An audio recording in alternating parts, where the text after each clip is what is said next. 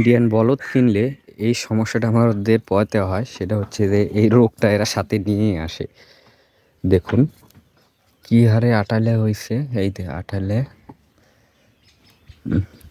এই দেখুন প্রচুর পরিমাণে। এটা যদি আপনি এইভাবে খামারে যদি তুলেন তাহলে দেখা যাচ্ছে পুরা খামারে গরুর এই আটালে দিয়ে ভর্তি হয়ে যাবে। এই জন্য খামারে তোলার আগে সব কিছু এর গাটা চেক করে তারপর এখানে তুলবেন। দেখুন অনেক তোলা হয়েছে, দেখাচ্ছি, চলে যাচ্ছে কি হারে আটালে। এখনো ভিতরে আরও আছে, এই দেখে। আসলে উনি খুবই শান্তশিষ্ট, কোনো কিছু বলিচ্ছে না। অন্য গরু টাইপে তো যেভাবে হাত দিচ্ছি যেখানে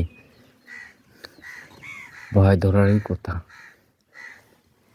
প্রচুর আটালে এইভাবে তুলতেছি, তা বাদে মেডিসিন আছে, মেডিসিন দিয়ে দিলে একবারে ক্লিয়ার, মানে অটোমেটিক পড়ে যাবে।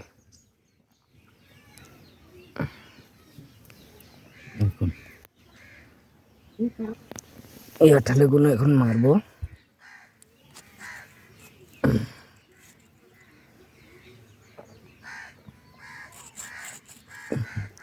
প্রচুর রক্ত খায়, বাপরে।